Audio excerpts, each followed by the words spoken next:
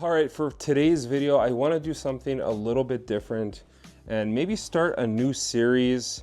I have all of these shoes behind me in the closet, and I kind of want to start reviewing my collection as a whole. It's going to be pair by pair. I don't know what pair I'm reviewing today. I'm just going to grab something behind me or from the closet. I have this closet over here that is literally from the floor to the ceiling. So for today, I'm just going to grab something behind me. I'm not going to look. I'm going to cover my eyes, and I am going to grab, and I don't know what these are. This is a Nike sportswear box.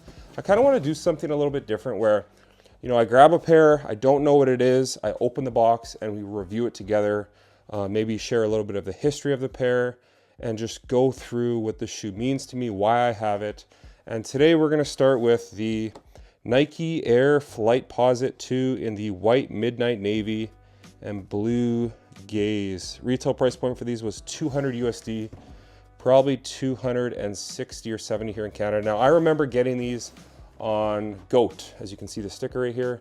So on GOAT, I did pick these up for like 120 USD and got the insole right here, sure.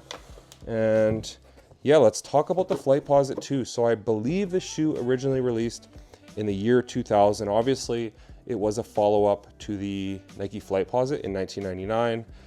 Most notably worn by, this pair here, I remember mostly being worn by Kevin Garnett. He wore them in the summer 2000 Olympics. I believe Allen Houston wore these as well. There was a bunch of players that wore them. But just a very near and dear pair to my heart. Obviously in 2000, I was 12 years old. I was born in 88. And this is a pair that I remember very vividly. I remember seeing the Flightposite in 99, and I was just like completely shell-shocked. I was blown away on the design, and it just was like completely crazy to me that a shoe could look like that. And then this was the follow-up, the Nike Flightposite 2. So without further ado, let's take a deep dive into the shoe and why it's in my collection. All right, so as I've already mentioned, the shoe did release in the year 2000. Why is this shoe in my collection? Because a lot of my collection is built on nostalgia. Shoes that I couldn't get as a kid, shoes that I've always wanted, couldn't afford back then. I would just admire them on the shelf and not be able to afford them. And then I don't even know when this shoe released last. This is the last retro that came out. 2018, these were made.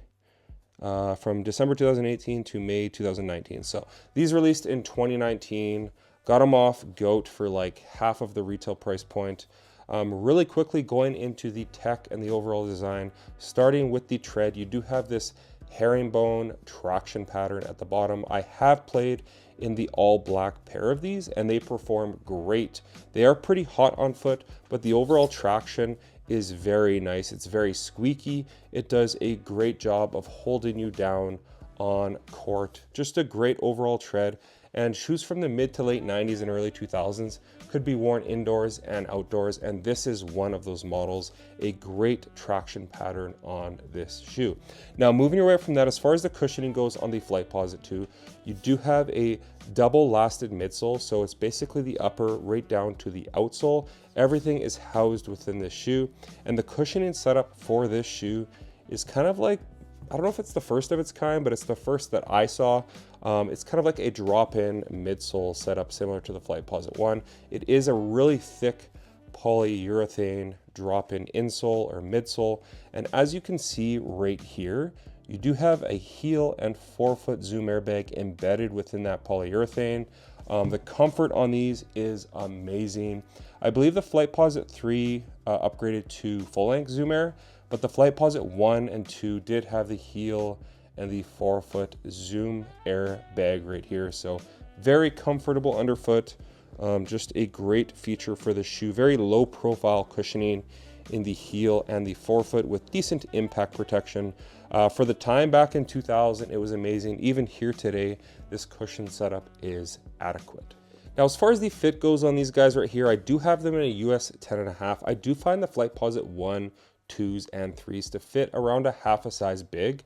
Even in a size 10.5, I have a little bit of room at the end of my shoe right here. It's a very comfortable shoe, but it does take some time to break in because of this foam posit upper at the back to the midfoot right here. But once these break in, they are very, very comfortable. I've worn these probably 10 or 15 times, but I would recommend going either true to size if you're a wide footer, or maybe even down half a size if you want a snug fit with this shoe right here. As far as the materials go on the Flightposite 2, it's kind of a variety of materials, whereas the Flightposite 1 was just all kind of like a foam posit upper. With this right here, they wanted to go with a bit of a lighter setup.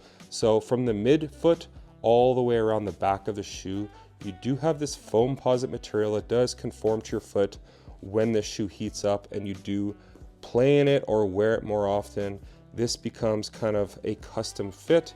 Right here, you have these little kind of breathable windows. Do they do much? Not really. It was very similar in the Flightposite 1, so you do have that right here. And then in the forefoot, it's kind of like a really short-haired nubuck or leather material. Really nothing premium, but it is a change up from the Flightposite 1. And then you do have this little kind of zipper cover right here that is a rubber, and then you have the zipper. And when you open it up, you have a traditional lacing system on this pair right here. It is kind of a one kind of booty construction as far as the fit goes within this shoe, which offers a very snug fit and a very one-to-one fit. And then you do have this kind of Achilles pad at the back as well. I forgot to mention both of those in the fit section, but the materials are rather nice. Everything underneath here is a mesh material to offer breathability, but as soon as you zip these up, that breathability is going out the window. So you can play with them down and you'll get a little bit more airflow within this model right here. And then as far as the support goes with this shoe, if you were to hoop in it, it is hoopable here today. You do have an internal TPU heel counter, at the back of the shoe. You have this kind of foam posit upper, which is very strong and durable for hard lateral cuts. Your foot is seated, housed within this whole wing right here. And then you have a traditional lacing system on the inside of the shoe. When you do zip this up, it does really hug your foot very nicely. At the bottom of the shoe, you have a pretty wide and stable base. And then right here, you have a carbon fiber midfoot shank plate. So a very supportive basketball shoe back in the day. But I think this shoe has a lot of lifestyle appeal. You know, you throw on a pair of shorts or sweats, leave these unzipped, tie them up and just wear them as is. I think these look fantastic on foot. And I would love to see another iteration of retros with the Flightposite 2. The Flightposite 3s are like beyond due for a retro. Those came out in 2001. Next year is the 25th anniversary and we've still never seen them come back. But this is a shoe that is near and dear to my heart because I remember going to KP Mall in Winnipeg, Manitoba as a kid and seeing these on Athletes World's wall in the black pair.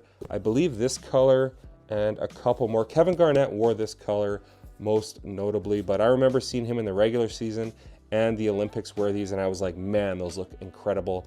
And I already loved the Flightposite 1 and then these just kind of took it up a notch with the design. I believe the designer for these was Eric Avar. He did do the 1s and I believe he did these and I think he might have done the 3s with Aaron Cooper. I could be wrong on that. It might have just been Aaron Cooper. But the whole Flightposite series was always a series that I loved. And I know they're expensive to make and retro. I'd love to see more of these and the 3s. But sound off in the comments what you guys think of the Nike Flightposite 3. As far as the design and details on this shoe right here, on the lateral side, you do have this Nike swoosh right here. At the back, it says Flightposite. I believe back in the day, it did say Garnett. This was a part of the Nike Alpha project, as you do have those little 5 dots right here. And then on the medial toe, it does say Zoom Air. You have an embroidered swoosh right here. You have a swoosh on the zipper and on the zipper enclosure. And then on the bottom of the shoe, you have the Flight logo on that little translucent portion right here. You have the 5 dots, the swoosh, and then kind of this circular little guy right here. But overall, the design on these looks amazing. It's one of those shoes that when you're in a gymnasium back in the day, you can see these across the gym and you know exactly what they are. And I think that's a great thing design-wise. The team really did an amazing job on the design of these, and the performance for the time was really ahead of its time. So that's gonna do it for today's video on episode 1 of reviewing my collection. I really wanna keep this series going. Let me know what you guys think of it, if there's something that I can change, but I basically just wanna turn around, put my hand up over my face and grab a pair and talk about it. Or if you would just like me to randomly pull a pair, you know, like go over here and pull this pair right here. I have no idea what these are. They are a Air Trainer 1 chlorophyll. So, you know, something like that where I can just grab a shoe, talk about it, talk about why I own it and what it means to me. And that's what I did here today with the Flightposite 2. So if you guys want to see more of this, sound off in the comments. But like I said, that's going to do it for today's video. As always, if you guys could like, comment, and subscribe, that would definitely help the channel a ton. And check out my Instagram over at Sneaker Tech Talk, as it is an extension of my YouTube channel with all my pickups, basketball footage, and nostalgia as a whole. As always, thanks for watching today's video, and until next time, peace.